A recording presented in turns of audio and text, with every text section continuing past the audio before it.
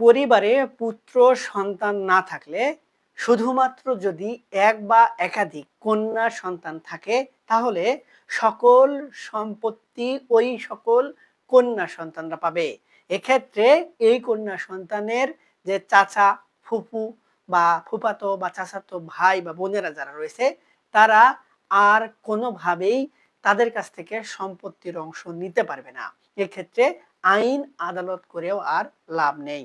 সুপ্রিয় ভিউয়ার্স, এই পদ্ধতিটি কিভাবে কাজে দিবে বা কোন পদ্ধতিতে সেটি বাস্তবায়ন হবে এবং এক্ষেত্রে এই কন্যা সন্তান বা পরিবারের কোনো কিছু করণীয় রয়েছে কিনা আজকের এই ভিডিওটিতে এই গুরুত্বপূর্ণ বিষয়টি নিয়েই বিস্তারিত আলোচনা করব।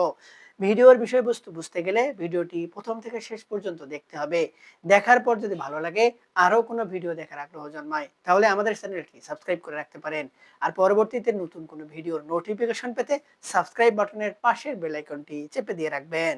আসসালামু আলাইকুম সুপ্রিয় ভিউয়ার্স, আমাদের দেশে মুসলিম উত্তরাধিকারী আইন অনুযায়ী যদি কোনো পরিবারে পুত্র সন্তান না থাকে এবং ওই পরিবারের সম্পত্তি থাকে তাহলে যদি কন্যা শুধুমাত্র একজন হয় তাহলে মোট সম্পত্তির ওই কন্যা অর্ধেক অংশ পায় এবং বাকি অর্ধেক অংশ তার চাচা, ফুফু বা ফুফাতো ভাই বোন থাকলে তারা পায়। যদি কোনো ক্ষেত্রে কন্যা সন্তান ২ বা ততোধিক থাকে তাহলে মোট সম্পত্তির ৩ ভাগের ২ ভাগ কন্যা সন্তানেরা পায় এবং বাকি ১ ভাগ ওই যে চাচা, ফুফু বা ফুফাতো ভাই বোন যারা থাকে তারা পায়।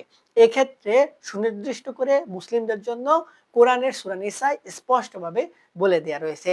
এখন আসে আসল কথা, যে ফুপু, যে চাচা, চাচাতো ভাই বোনেরা জীবদ্দশায় কোনোভাবে খোঁজখবর নেয় না, সেই ব্যক্তি মৃত্যুবরণ করার পরেই তার সম্পত্তির ভাগ নেওয়ার জন্য সকলেই উঠে পড়ে লেগে যায়। এক্ষেত্রে কন্যা সন্তানরা দেখা যায় যে অসুস্থ থাকার সময় সেবা যত্ন করে বা শুশ্রূষা করে, সুস্থ করে তোলে, খাবার দাবার থেকে শুরু করে সকল কিছুর ভরণ পোষণের দায়ভার বহন করে। কন্যা সন্তানরা সম্পত্তি থেকে বঞ্চিত হয়। এটি মোরাল হলেও কিন্তু স্পেসিফিকভাবে মুসলিমদের জন্য নির্দিষ্ট করে ওই নিয়মটি বাধ্যতামূলকভাবে মানার জন্য নির্দেশনা দেওয়া হয়েছে। এখন এক্ষেত্রে আমাদের দেশে যে প্রচলিত বা আমাদের যে ধর্মীয় মূল্যবোধকে একটু সম্মান জানিয়ে ২-৩টি নিয়মের কথা কিন্তু বলা হয়েছিল। যেমন কন্যা দোয়াইদারকে যদি কোনো ব্যক্তি জীবদ্দশায় অর্থাৎ তার কন্যা সন্তান রয়েছে শুধুমাত্র, তিনি জীবদ্দশায় সশ্রুষে বা সজ্ঞানে তার সকল সম্পত্তি হেবা করে দেয় বা দান করে দেয়, সেক্ষেত্রে ওই কন্যাদ্বয় কিন্তু সম্পত্তির মালিকানা অর্জন করে। তবে এক্ষেত্রে বিষয়টি হয় যে হেবা করে দেওয়ার পরপরই হেবার যে মূল বিষয়বস্তু সেটি বাস্তবায়ন করতে হয়। যেমন সম্পত্তি যদি হেবা করে দেয়, হেবাকারীকে অর্থাৎ যাকে হেবা করা হলো তাকে সম্পত্তি ছেড়ে দিতে হয়। এক্ষেত্রে যে মূল মালিক তিনি সম্পত্তির ভোগ দখল হারান এবং তার মালিকানা সত্ত্ব হারিয়ে ফেলেন। বা যদি উইল করে দেয় বা সাবকবলা দলিল করে দেয় তাহলেও কিন্তু তিনি সম্পত্তির যে মালিকানা সেটি হারিয়ে ফেলেন, ভোগ দখল তাকে দিয়ে দিতে হয়। যদি হেবা করার পরপরই যাকে হেবা করা হয়েছে তাকে সম্পত্তির যে ভোগ দখল এবং মালিকানা না দেওয়া হয় তাহলে সেই হেবাটি কিন্তু প্রশ্নবদ্ধ থাকে বা সেটি পরবর্তীতে বাতিল করার সুযোগ থাকে। এমতো অবস্থায় যদি হেবা করে দেয়া হলো কিন্তু কন্যাদ্বয় পরবর্তীতে পিতার আর দায়িত্ব নিল না, তাহলে সেক্ষেত্রে এই যে পরিবারে যে ব্যক্তিটি হেবা করে দিলেন তিনি পরবর্তীতে বিপদে পড়েন। এমনকি তাদেরকে বৃদ্ধাশ্রমে যেতে হয়, ভিক্ষা করেও খেতে হয় বা দেখার কেউ থাকে না। এটি কিন্তু আমাদের সমাজে অহরহ হচ্ছে। আমরা কিন্তু সেগুলো লক্ষ্য করছি। তবে এই বিষয়টিকে একটু সংশোধন করে আমাদের দেশের বর্তমান যে সরকার বা আইনমন্ত্রী যিনি তিনি বেশ কিছু ইঙ্গিত দিয়েছেন। এখানে যে হেবা সেটির যে কিছু বিকল্প পদ্ধতি নিয়ে আসা হয়েছে, যেমন ইউসুফার রাইটস বা সম্পত্তির যে মালিকানা, সেই মালিকানাটি যে ব্যক্তির মালিক তার কাছে থাকবে বা তিনি ভোগ দখল করবেন, কিন্তু সম্পত্তিটি তিনি তার যে নির্দিষ্ট কোনো একজন কন্যা তাকে তিনি লিখে দিতে পারবেন। অর্থাৎ জীবদ্দশায় তিনি সম্পত্তি ভোগ দখল করবেন, কিন্তু সম্পত্তিটি তিনি যখন মৃত্যুবরণ করবেন তখন যাকে উদ্দেশ্য করে তিনি দলিল বা হেবা করেছেন তিনি ভোগ দখল করতে পারবেন। অর্থাৎ বিষয়টি একটু সহজ করে বললে এটিকে বলা হয় জীবন সত্ত্ব দলিল।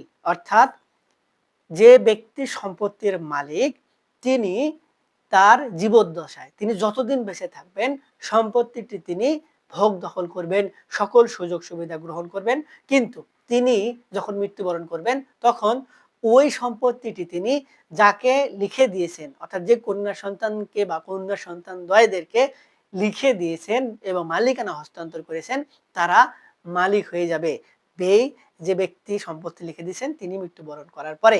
একটু পেঁয়াজ মনে হলেও বিষয়টি যদি সহজভাবে আপনাদের বলি, ধরুন আপনি সম্পত্তির মালিক, আপনার পরিবারে আপনার কোনো ওয়ারিশ পুত্র সন্তান নেই। এক্ষেত্রে আপনি মৃত্যুবরণ করার পরে আপনার কন্যাদ্বয় প্রথমে যে নিয়মের কথা বললাম ওই নিয়ম অনুযায়ী সম্পত্তি পাচ্ছে এবং বাকি সম্পত্তি আপনার ভাই বা আপনার বোন বা ভাই বোনের ছেলেরা পাচ্ছে।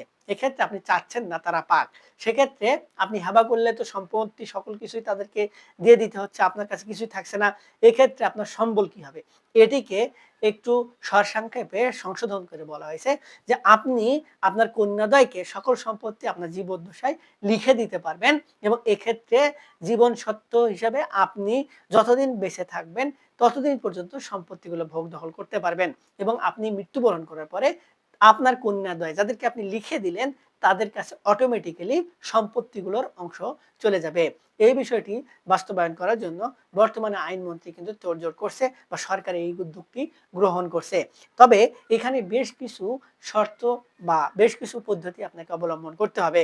যেমন অবশ্যই আপনার দলিলটি যখন তৈরি করবেন, অর্থাৎ জীবন সত্য দলিলটি যখন তৈরি করবেন বা ইউসুফ রাইটস ডকুমেন্ট বা দলিলটি যখন তৈরি করবেন, তখন আপনার কিছু শর্ত দিতে হবে। যেমন মনোযোগ দিয়ে শুনুন যে আপনি যতদিন সম্পত্তিগুলোর ভোগ দখল করার জন্য সক্ষম হবেন বা আপনি যতদিন জীবদ্দশায় থাকবেন বা আপনি জীবিত থাকবেন ততদিন আপনার ভোগ দখলের সম্পত্তি থাকবে, কিন্তু মালিকানা থাকবে হচ্ছে আপনি যাকে উদ্দেশ্য করে দিচ্ছেন তাদের কাছে। এই বিষয়টি আপনাকে উল্লেখ করতে হবে এবং সেই সাথে উল্লেখ করতে হবে যে এই সম্পত্তিগুলো আমি যাকে উদ্দেশ্য করে দলিলটি তৈরি করে দিলাম, আমি মৃত্যুবরণ করার সাথে সাথেই তারা অটোমেটিকলি সেই সকল সম্পত্তির মালিক বনে যাবে এবং দলিলে উল্লেখিত নিয়ম অনুযায়ী তারা সম্পত্তির অংশ নিজেরা দাবি করে ভোগ দখল করতে পারবে। এক্ষেত্রে এই দলিলটি অবশ্যই কিন্তু সাব রেজিস্ট্রি অফিসে রেজিস্ট্রেশন করতে হবে এবং এটিও আরো উল্লেখ্য যে তারা আপনার জীবদ্দশায় সেই সকল সম্পত্তি নামজারি করে নিবে কিনা এই বিষয়টি আপনার উপর নির্ভর করবে। আপনি যদি অনুমতি দেন তাহলে কিন্তু তারা তাদের নামে নামজারি করে নিতে পারবে। যদি আপনি অনুমতি না দেন সেক্ষেত্রে কিন্তু তারা আপনার জীবদ্দশায় সম্পত্তিগুলোর নামজারি করে নিতে পারবে না। সুপ্রিয় ভিউয়ার্স, এই দলিলটি যদি বাস্তবায়ন হয় তাহলে আমাদের দেশের যে অরাজকতা, অর্থাৎ বাবা কিংবা মা তাদেরকে না দেখার প্রবণতা, তাদেরকে রাস্তায় ফেলে যাওয়ার প্রবণতা বা বৃদ্ধাশ্রমে রেখে আসার প্রবণতা থেকে অনেকেই কিন্তু মুক্তি পাবে। সুপ্রিয় ভিউয়ার্স, এটি একটি সরকারের যুগান্তকারী সিদ্ধান্ত।